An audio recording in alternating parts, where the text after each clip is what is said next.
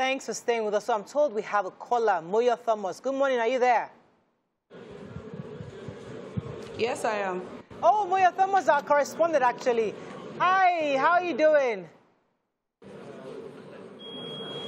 Thank you very well. Sorry, so now I was told that you have some people there who are amongst those who returned from Ukraine to tell us about their journey home. So you tell us, what have you heard so far from those who returned?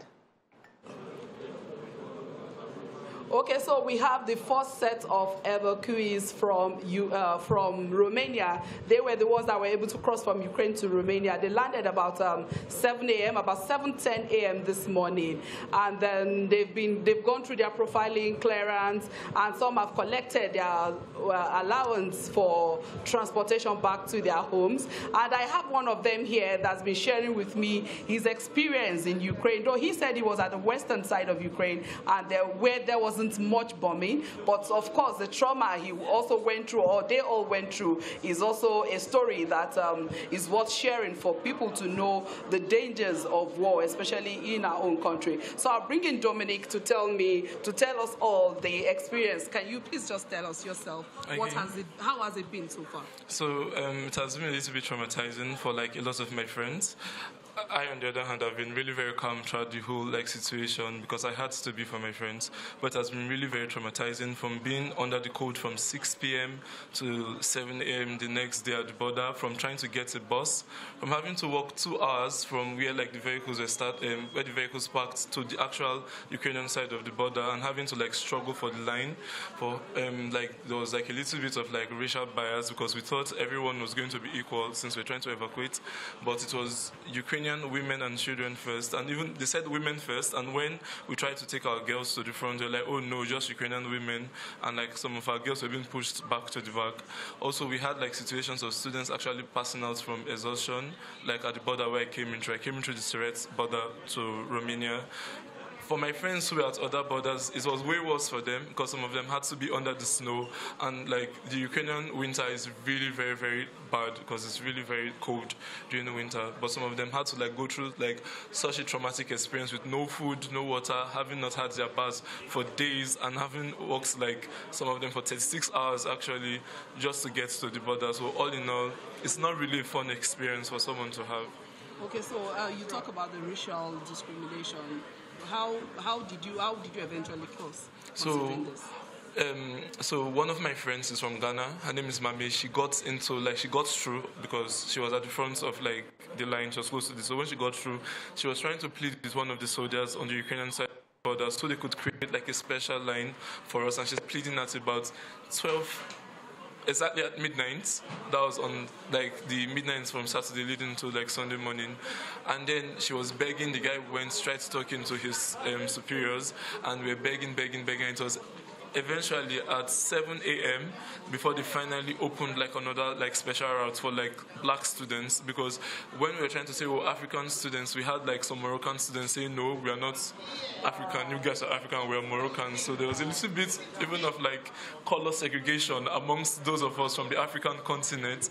And then I know prior to that, they were like, oh, Indian students first, because their ambassador asked that they should be like given special preference. So it was wild. How was the experience? So after we crossed the Ukrainian side of the Romanian border, it was pretty much like really very calm and straightforward. There was like queues, everything was moving as fast as possible. And when we got into Romania, we had Mr. Dyer from the Nigerian embassy in Romania. He was waiting for us with his team on ground.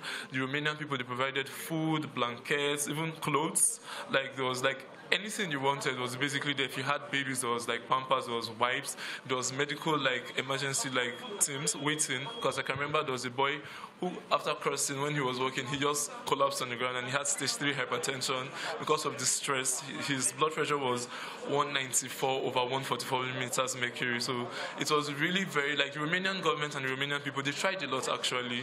They provided, like, I think the transportation from where we crossed through to the capital was provided by the Romanian government, and like we really were grateful for like what they did. And the Nigerian embassy also in Romania, they did a very splendid job. They're ready to take our calls every time when we are calling, unlike the embassy in Ukraine. The Nigerian embassy actually in Romania, they did like a very splendid job taking care of us and our needs. So that's the first-hand experience of Dominic, who just returned this morning with 449 other Nigerians. About 450 of them came in this morning, Morayo.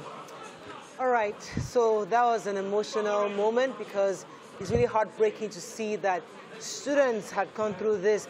Can I speak to Dominic for a second, please? Dominic, can you hear me? Okay, go ahead.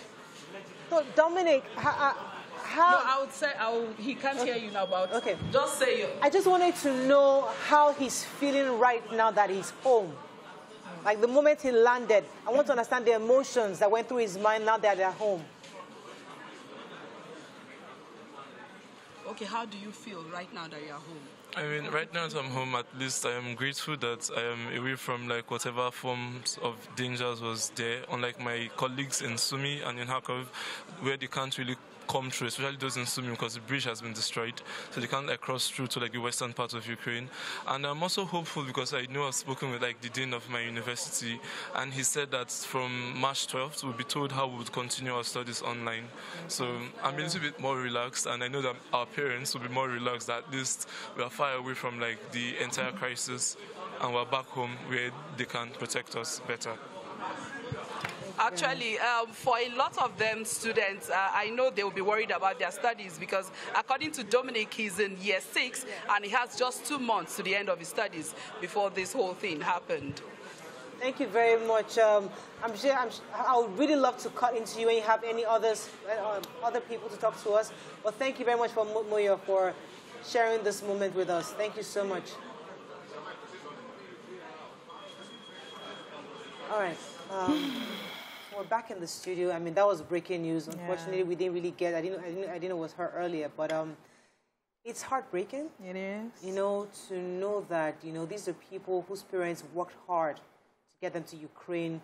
And they had to go through these hours. Someone 36 hours. In the cold. And even how Africans were discriminating Moroccans, saying, "Listen, I'm not black. I'm not them. I'm different." For a young child to go through that, this must be one of those moments in their life that they would never forget. I would really love to know if he would like to go back when things are sorted. Because this may affect him in a way that, for some people... He has 2 months left, so he's probably doesn't need to go back. Yeah, he may just finish online. But for even we, as we consider sending our children abroad, are we ready for those subtle forms of racism? Anything can happen tomorrow. Are we ready for it? When it comes to racism, it doesn't shock me. So I'm not surprised by it.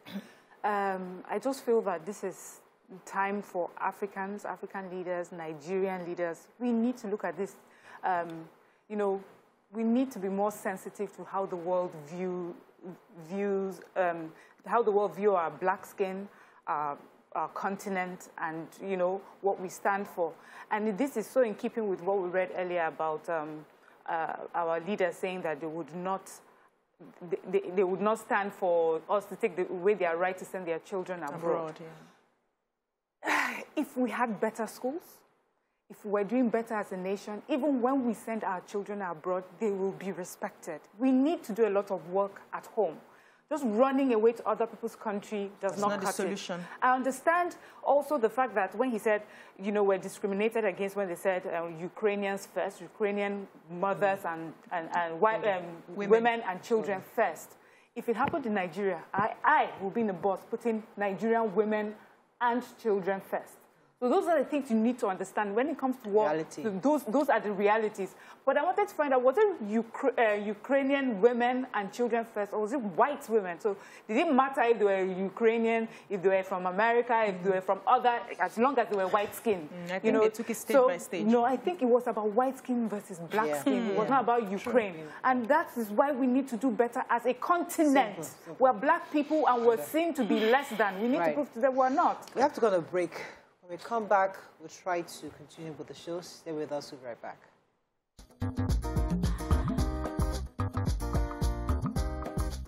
Stay tuned. Your View will be right back.